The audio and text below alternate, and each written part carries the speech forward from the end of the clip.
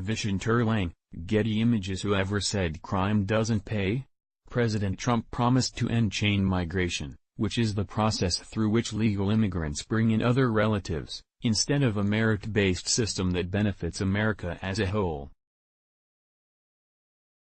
Not only has that problem not been rectified, but we now have a growing trend of illegal immigrant chain migration, whereby the American people pay for the rope to hang ourselves by allowing illegal aliens to break into the country, pay smugglers and cartels billions of dollars to smuggle in their teenage children or relatives from Central America, and have our government reunite them at our expense without deporting them, thus empowering the cartels to unleash upon us more drugs and crime.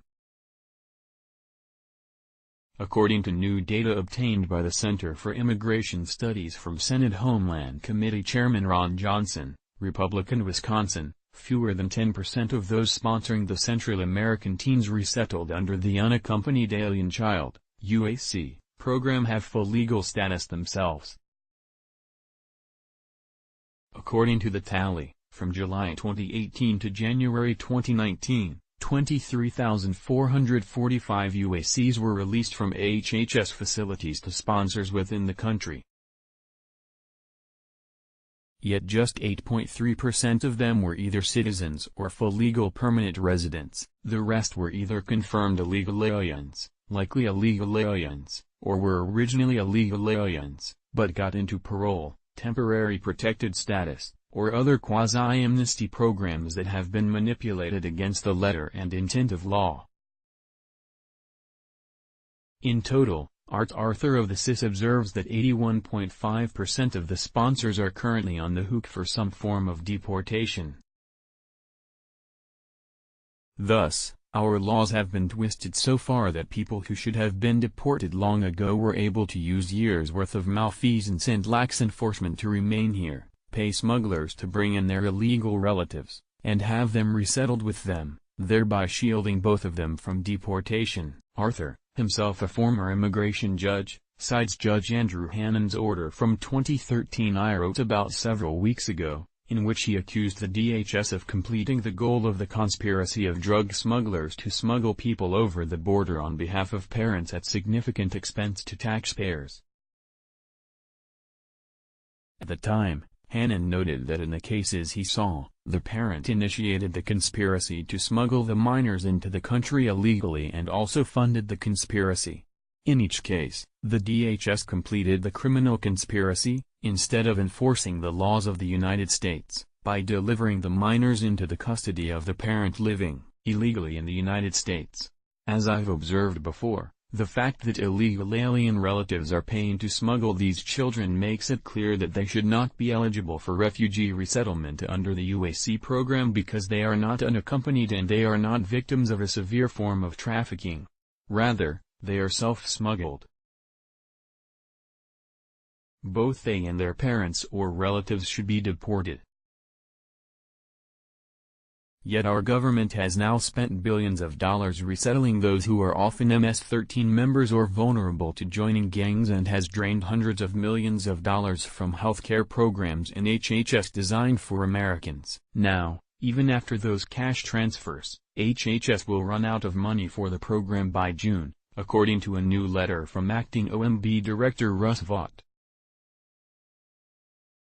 As Judge Hannon noted, nothing in law compels this outcome. And in fact, our laws were designed to prevent it. Unfortunately, rather than fixing the problem, the president agreed to sign a law in February that had a major policy provision snuck into a full-year appropriations bill without any transparency or a democratic process that actually made it harder for ICE to deport these people.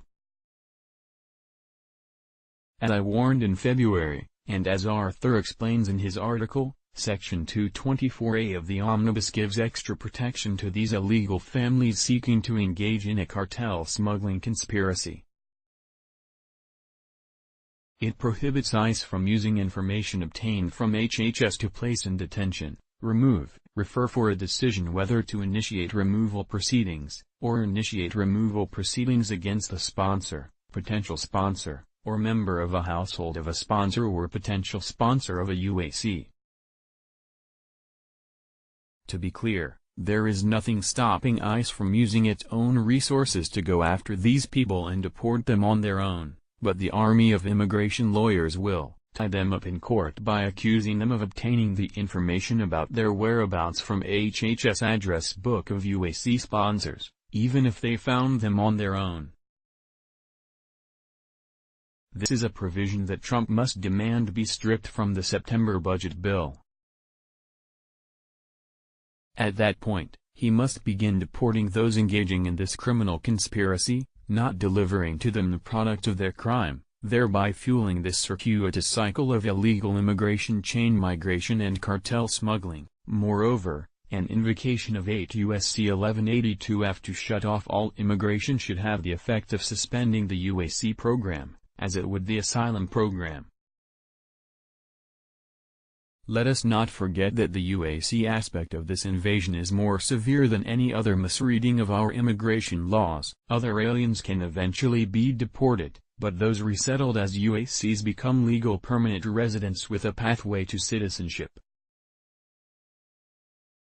Even before they obtain citizenship, they can only be deported if they are convicted of a crime above a certain threshold. Many of them are involved in MS-13 activity and need to be deported, but ICE cannot do so without solid convictions, which are often difficult to get before they commit major mayhem.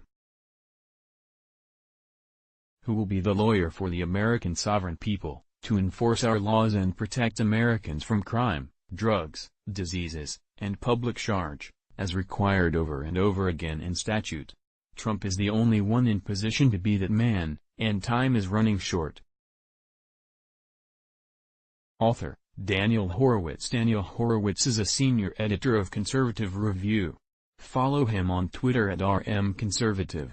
Let's block ads. Why?